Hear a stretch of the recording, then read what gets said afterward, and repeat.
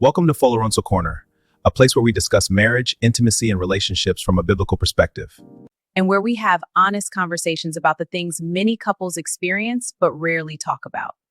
Many people pray against temptation, but what if I told you that inside marriage, God has already given couples a silent weapon against temptation, a weapon many couples ignore? Today, we want to talk about something very important. Can regular intimacy in marriage actually protect couples from temptation? Is this just a modern idea, or is it something Scripture already teaches? If God instituted marriage, then it's perfect. Many men struggle with temptation, not necessarily because they don't love their wives, but because sexual needs are real. When those needs are ignored for long periods, the mind becomes vulnerable. That vulnerability can open the door to temptation. And from the female perspective, this topic is often misunderstood. Many women grow up believing intimacy is something a wife endures, not something she should actively and intentionally nurture. But the truth is, intimacy is not just about satisfying the husband. It is about protecting the unity and sanctity of the covenant of marriage. And Scripture actually addresses this very clearly in 1 Corinthians chapter 7, verse 5. The Bible admonished couples not to deprive each other except by mutual consent for a time. Why? So Satan will not tempt you because of self-control. And this was explicitly explained in our last video. So do well to watch, comment, share, and subscribe to this. This means something powerful. God understands human nature. Instead of pretending sexual desire does not exist, God designed marriage to be the safe and honorable place where those desires are fulfilled.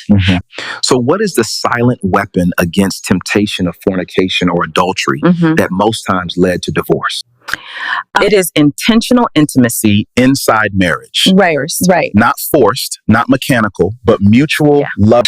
It's that consistent connection that makes me feel safe enough to explore any fantasy with you.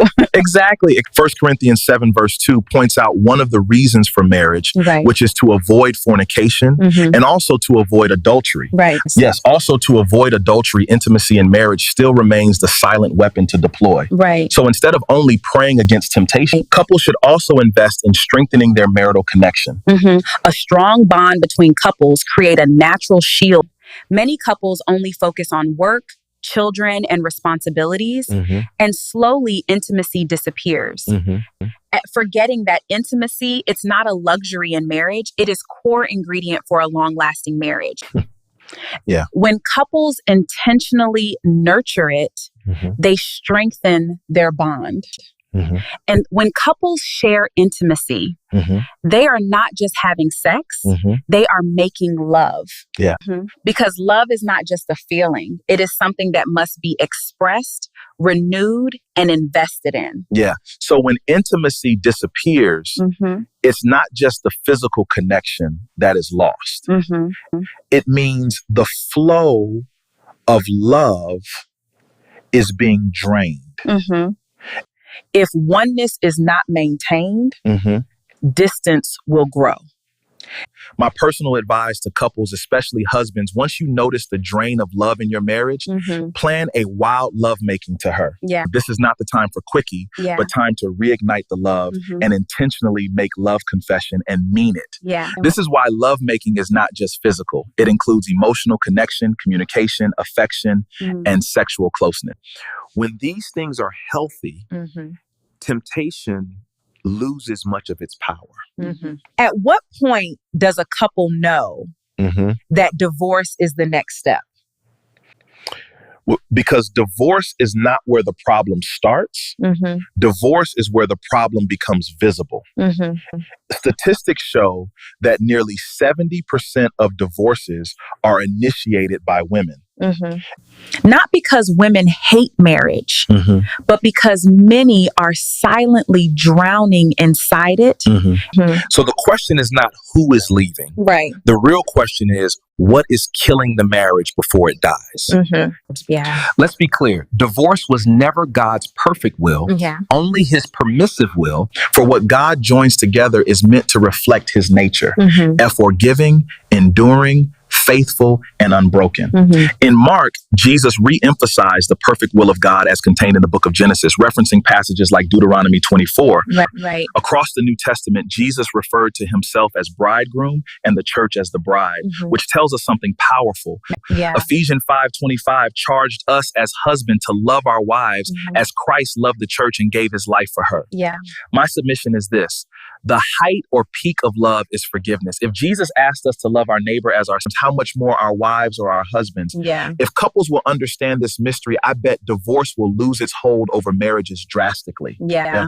Hubby, what happens when trust is broken and left unrepaired? Doesn't it quietly turn into a ticking time bomb in a marriage? There goes one major misconception in marriage is trusty. Right. And there was no scripture where God asked us to trust each other. But the instruction is clear. Husband, love your wife, and wife to submit. Wrong. And not to trust each other. As a matter of truth, it is dangerous to do so. Right. Scripture warns us clearly. Please let us read the book of Jeremiah, chapter 17, verse 5, and drop your view on the mirror. Right. Let's anchor our trust first in God, not solely in our spouses.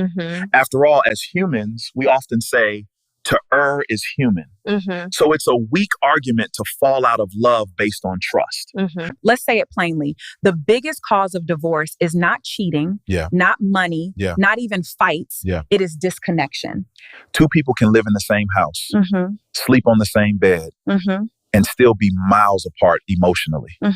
When communication dies, when affection fades, when appreciation disappears. Divorce has already started. Papers just haven't been signed yet.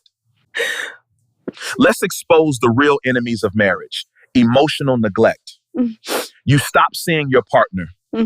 Not physically, but emotionally invisible. You talk, but you don't connect. And I thought marriage would be different. Not just sex, but touch, closeness, vulnerability. Small wounds left untreated become permanent scars. Let's dive into the core issues then. We've mentioned 5 enemies of marriage: emotional neglect, lack of communication. It's this cycle of unmet expectations that really drives the wedge between us. The intimacy breakdown started, the resentment becomes unbearable. And when intimacy dies, the marriage is already on the brink. Women are often the emotional barometers of the home. When the relationship is dying, they feel it first. And when those feelings are ignored long enough, they don't just complain, they exit it. Let's move from problem to solution. Practice daily connection and be intentional about it. How are you, really? Number 2, each spouse should schedule emotional check-ins, not business meetings, heart meetings. And number 3, protect intimacy like a priority. Intimacy is not a luxury. It is maintenance. Number 4, learn conflict, don't avoid it. Healthy couples don't avoid fights. They learn how to fight right. Number 5, return to purpose. Marriage is not just emotional. It is spiritual. What God joins together must be intentionally maintained. Many marriages are breaking not because love ended, but because effort ended. And where effort stops, decay begins. Divorce is not rising because people don't believe in marriage. It's rising because people don't understand what it takes to sustain it. Marriage is not destroyed in one day. It is neglected daily. As we wrap up this podcast, what's your take on these 2 marriages in the Bible, where the wives spoke words that hurt and the husbands responded very differently? In Job 2:9, a wife says, "Curse God and die." In 2 Samuel 6:20, another wife publicly disrespects her husband. But the real question is, whose response was right? But the Bible admonishes us as husbands in 1 Peter 3:7 to dwell with our wives according to knowledge. If this spoke to you, don't just watch. Share it. Someone's marriage might be saved because of it. And don't forget to subscribe for real conversations about love, faith, and family. See you in our next video, where we'll be talking about how couples can build wealth together. Don't forget to click the bell icon for timely notifications. Thank you for watching.